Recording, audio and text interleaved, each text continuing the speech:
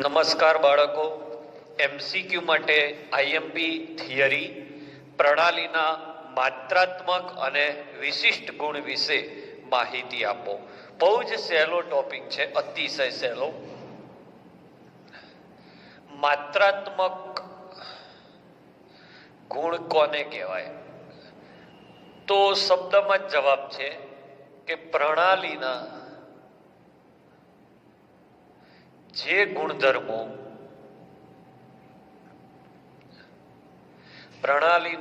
ગુણધર્મો જથ્થા પર આધારિત હોય, જથ્થા એટલે માત્રા પર આધારિત હોય,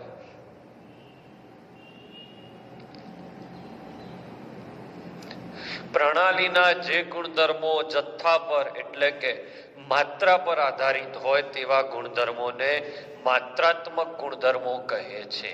ઓકે, માત્રાત્મક ગુણધર્મો જે છે એમાં ઉદાહરણ તમે વિચારો કે આપણે ઓછા જથ્થામાં આપણે બરફ લઈએ અને વધારે જથ્થામાં બરફ લઈએ તો જથ્થો બદલાતા કદ બદલાય? તો હા. જથ્થો ઓછો હોય તો કદ ઓછું, જથ્થો વધારે હોય તો કદ વધારે.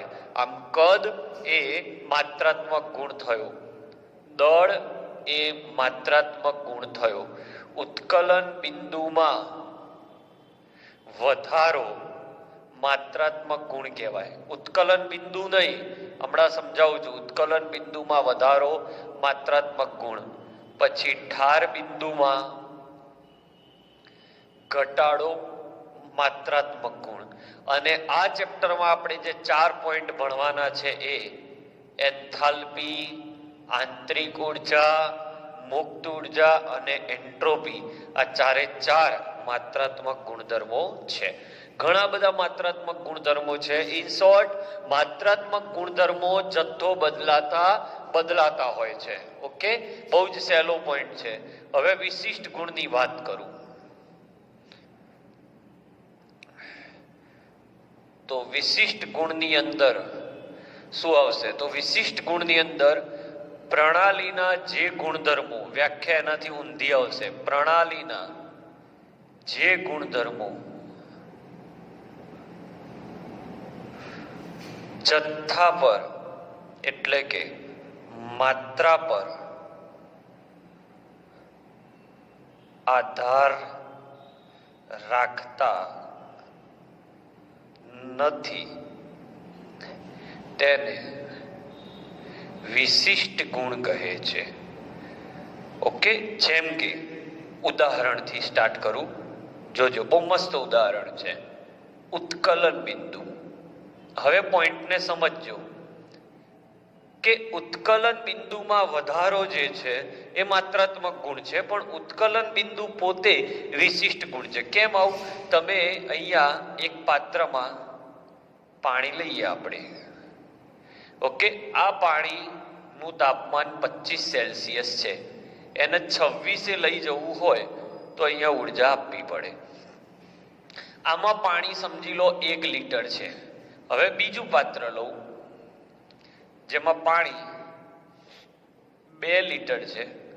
એનું શરૂઆતનું તાપમાન 25 સેલ્સિયસ છે અને એને 26 સેલ્સિયસે લઈ જવું છે. ઓકે, તો 25 થી 26 લઈ જવા માટે અહીંયા વધારે ઉર્જા આપવી પડશે કે અહીંયા? તો અહીંયા, કારણ કે અહીંયા જથ્થો વધારે છે.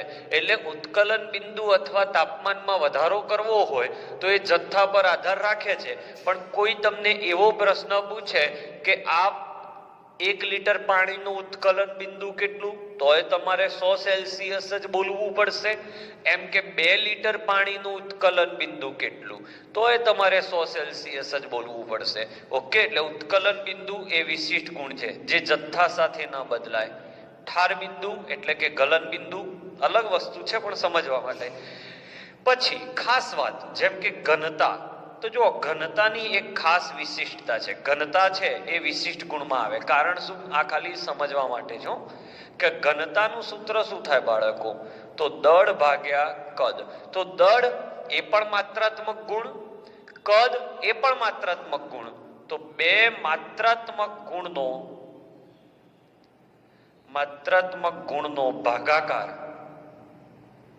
ભાગાકાર એ વિશિષ્ટ ગુણ આપે.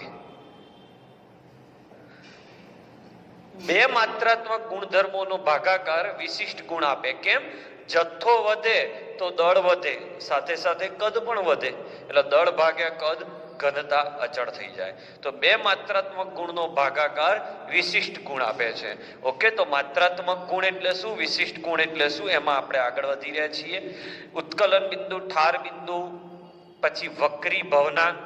તમે કાચ નાનો લો કે મોટો લો, એનો વક્રી ભવનાંક ફિક્સ હોય. ઓકે, ખાસ વાત કે માત્રાત્મક ગુણને દર્શાવવા માટે XM વપરાય. તો વિશિષ્ટ ગુણ બરાબર માત્રાત્મક ગુણને મોલ વડે અથવા માત્રાત્મક ગુણને કિલોગ્રામ વડે ભાગો તો એ તમને વિશિષ્ટ ગુણમાં ફેરવાઈ જાય. પણ આ માત્ર MCQ માટે યાદ રાખવાનું છે. એક બીજા સરસ ઉદાહરણથી તમને શીખવાડું માત્રાત્મક અને વિશિષ્ટ ગુણ. આ એક પાત્ર છે જેનું કદ V અને તાપમાન T છે. શરૂઆત.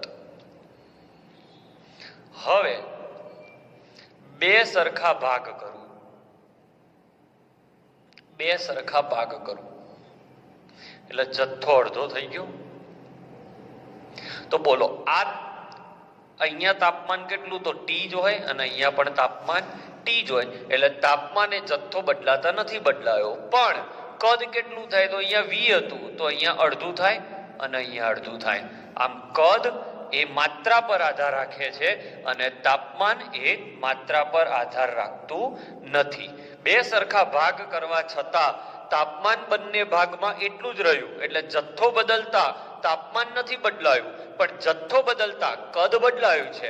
આમ કદ એ માત્રાત્મક ગુણ થયો કહેવાય મિત્ર, અને તાપમાન એ વિશિષ્ટ ગુણ થયો કહેવાય. આપણે GNET-માં ઓલ ડિટેલમાં વ્યવસ્થિત ભણવાના છીએ. લઈ લો સ્ક્રીનશોટ. હવે બાળકો, એક એવો ટોપિક કે જે 2020-2021 બોર્ડના સિલેબસમાંથી દૂર કરવામાં આવ્યો છે, પણ GNET-માંથી દૂર નથી થયો. એટલે એની જે માહિતી GNET-માં જોઈએ એના ઉપર ચર્ચા કરું છું. ટોપિકનું નામ છે બાળકો ઉષ્મા ક્ષમતા, જેને ઇંગ્લિશમાં હીટ કેપેસિટી કહેવાય. Heat capacity. તો હીટ કેપેસિટી જે છે એ હીટ કેપેસિટીની પહેલી જ વાત, સંજ્ઞા શું થશે? તો સંજ્ઞા છે C. વ્યાખ્યા બહુ જ સહેલી છે. કોઈ પણ પદાર્થનું તાપમાન ધારી લો 25 સેલ્સિયસ છે. અહીંયા થર્મોમીટર મૂકીને મારે એને 26 પહોંચાડવી છે. તો અહીંયા જે ઉષ્મા આપવી પડે એ ઉષ્માને ઉષ્મા ક્ષમતા કહેવાય. શું આવશે વ્યાખ્યા? પ્રણાલીનું તાપમાન કેટલા સેલ્સિયસ વધારવા? 1 સેલ્સિયસ વધારવા માટે 25 હતું તો 26 કરવા માટે અહીંયા ઉષ્મા આપવી પડી. એ આપવી પડતી ઉષ્માને તેની ઉષ્મા ક્ષમતા કહેવાય. વ્યાખ્યા ગોખવાની જરૂર નથી. કોઈ પણ પદાર્થનું તાપમાન 1 સેલ્સિયસ વધારવા માટે જે ઉષ્મા અહીંયા આપવી પડી એને ઉષ્મા ક્ષમતા C કહેવાય. બરાબર. હવે ધારી લો આ જ ઉષ્મા ક્ષમતા આપણને હવે ખબર નથી કે 1 સેલ્સિયસ વધારવું છે. માની લો અહીંયા તાપમાન T1 છે અને આ તાપમાન મારે T2 એ પહોંચાડવું છે. તો ડેલ્ટા T કેટલો થયો બાળકો? T2 - T1 થાય. અને એ વખતે અહીંયા જે ઉષ્મા આપું એને ઉષ્મા ક્ષમતા હાલ ના કહેવાય. આ તો ખાલી ઉષ્મા છે. તો ઉષ્મા ક્ષમતા C નું સૂત્ર થાય આપેલ ઉષ્મા ભાગ્યા તાપમાનનો ફેરફાર. એટલે C બરાબર Q બાય ડેલ્ટા T. સાચી વાત છે. 1 સેલ્સિયસ હશે તો Q બરાબર C.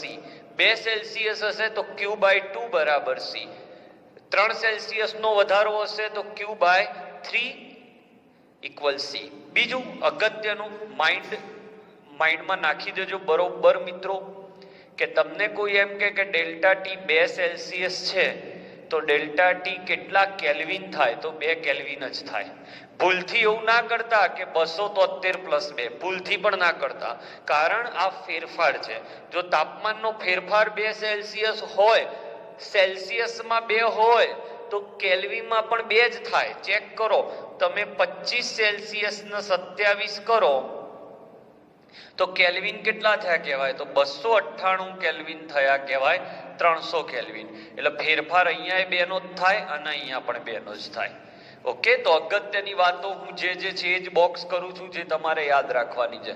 શોષાયેલી ઉષ્મા ભાગ્યા તાપમાન, એકમ જૂલ પ્રતિ કેલ્વિન. જૂલ અને આનો એકમ કેલ્વિન. ઉષ્મા ક્ષમતા એ, ઉષ્મા ક્ષમતા એ જથ્થા પર આધાર રાખે છે, એટલે કે માત્રાત્મક ગુણ છે. કેમ?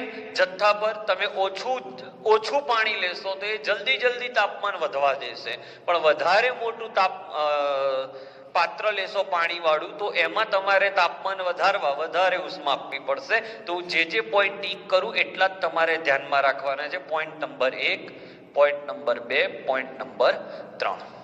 ઓકે, આ તો ખાલી વ્યાખ્યા સમજવા માટે. હવે આ જે ઉષ્મા ક્ષમતા છે એના પ્રકાર પણ છે, એની આપણે ચર્ચા કરીએ.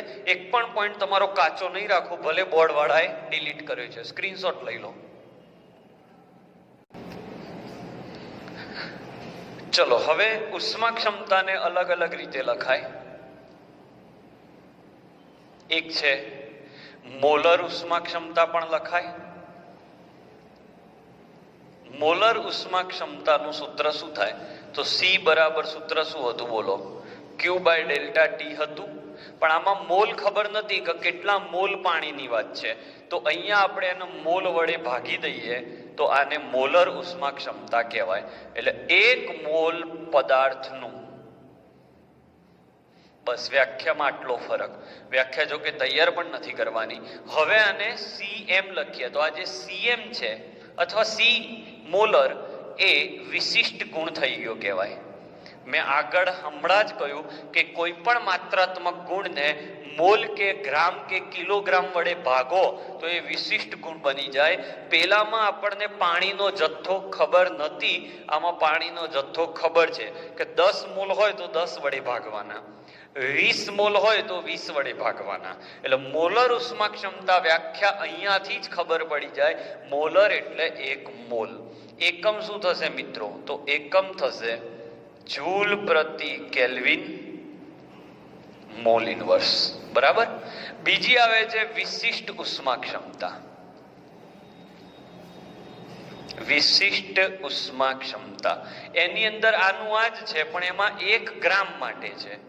એટલે અહીંયા આપણે મોલની જગ્યાએ વજન લઈશું ગ્રામમાં.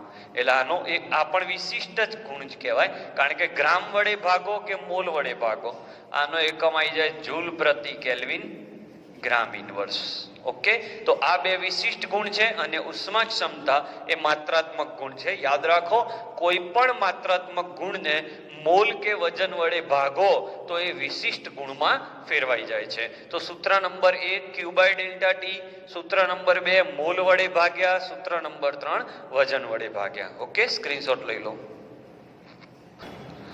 હવે બાળકો, ઉષ્મા ક્ષમતા જે છે એ જો અચળ દબાણે માપવામાં આવે, અચળ દબાણે માપવામાં આવે તો C ને CP કહેવાય, Q ને QP કહેવાય, છેદમાં ΔT આવે. સિમ્પલ છે, QP. જો C ને અચળ કદે માપવામાં આવે, અચળ કદે માપવામાં આવે તો CV બરાબર QV/ΔT. ઘણા સારા વિદ્યાર્થીઓને યાદ છે, હું રોજ બોલું છું, QP એટલે એન્થાલ્પી ફેરફાર, એન્થાલ્પી એટલે દબાણ અચળ, અને QV એટલે ΔU. તો તમે ΔH અને ΔU પણ CP CV ની મદદથી શોધી શકો છો. CP ને કહેવાય અચળ દબાણે ઉષ્મા ક્ષમતા, CV ને કહેવાય અચળ કદે ઉષ્મા ક્ષમતા. આમાંથી આપણે ΔH ને સૂત્રનો કરતા બનાવીએ તો CP × ΔT અને અહીંયા CV × ΔT. હવે આ 2 સૂત્રોને આપણે ગયા લેક્ચરમાં ભણ્યા હતા. એક સૂત્ર ΔH બરાબર ΔU પ્લસ ડેલ્ટા NgRT માં મૂકીએ, જો n બરાબર 1 મોલ લઉં તો ડેલ્ટા H બરાબર delta U plus R delta T થઈ જાય. n બરાબર 1 મોલ આવી જાય અને આ જે ડેલ્ટા છે તાપમાનનો ફેરફાર થઈ રહ્યો છે એટલે આ ડેલ્ટા તાપમાનમાં જતો રહે. ડેલ્ટા H ની જગ્યાએ થઈ જાય Cp ડેલ્ટા T, અહીંયા Cv ડેલ્ટા T, અહીંયા R delta T. Delta T ઉડી જાય, Cp બરાબર Cv પ્લસ R, તો Cp માઇનસ Cv બરાબર R. R એટલે વાયુ અચળાંક 0.082 લેવાય. કેલરી હોય તો 1.987 લેવાય. એ હું દાખલા શીખવાડીશ એટલે ક્લિયર કરીશ. તો આ સૂત્ર પણ IMP. બીજું કે ઘન અને પ્રવાહી માટે દબાણની અસર થતી નથી, એટલે ઘન અને પ્રવાહી માટે Cp અને Cv લગભગ સમાન હોય, પરંતુ વાયુ માટે Cp નું મૂલ્ય Cv કરતા વધારે હોય. કેમ? કારણ કે Cp બરાબર Cv પ્લસ R, એટલે Cv માં કંઈક ઉમેરો પછી તમને Cp મળે છે. તો આટલી જે મેં તમને માહિતી આપી એમાં હું જે ટીક કરું છું એટલું જ તમારે યાદ રાખવાનું છે, બરાબર? પણ થિયરી આખી ચોપડીની મેં ચલાવી છે, લઈ લો સ્ક્રીનશોટ. હવે ડેલ્ટા H અને ડેલ્ટા U ની ગણતરી માટે વપરાતા સાધનની સમજૂતી આપો. તો ઓનલી ફોર MCQ જ છે, આ પણ ડિલીટ છે સિલેબસ. ડેલ્ટા U ક્યારે ગણાય બાળકો? તો વારે હવે તો કહું છું, મોઢે થઈ જવું જોઈએ. QV કહેવાય. અને ડેલ્ટા H કોને કહેવાય? તો ડેલ્ટા H QP કહેવાય. ઓકે, ડેલ્ટા H બરાબર QV, U બરાબર QV ના. તો હવે અચળ કદ જોઈએ. આમાં અચળ કદ માટે જે તમે કેલોરીમીટર વાપરો, કારણ કે ઉર્જા કેલરી એકમમાં વપરાય, તો કેલોરીમીટર જે વપરાય છે એ બંધ પાત્ર હોવું જોઈએ. અને બંધ પાત્ર હોય એવા કેલોરીમીટરનું નામ છે બોમ્બ કેલોરીમીટર. આનો આખો કોન્સેપ્ટ છે બુકમાં, પણ એની કોઈ જરૂર નથી જી નીટમાં. ખાલી MCQ પૂછાય કે ડેલ્ટા U માપવા કે QV માપવા કયું સાધન વપરાય, તો બોમ્બ કેલોરીમીટર. ડેલ્ટા H એટલે અચળ દબાણે થાય બાળકો, ઘોકસો નહીં. એન્થાલ્પી, P એટલે અચળ દબાણે.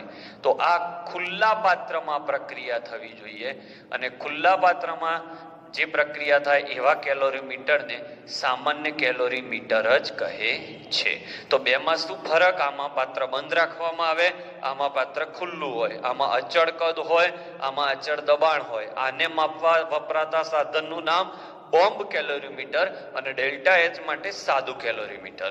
તો આ સાથે આજના લેક્ચરમાં મોટા ભાગનો પોર્શન ડિલીટ થઈ ગયેલો છે. માત્રાત્મક અને વિશિષ્ટ ગુણ તમારે તૈયાર કરવાના. બાકી તમને જી નીટ ગુજકેટ અને 12મા ધોરણમાં ઉપયોગ આવે એના માટે ચલાવ્યું છે. આજનો લેક્ચર અહીંયા પૂરો કરીએ છીએ.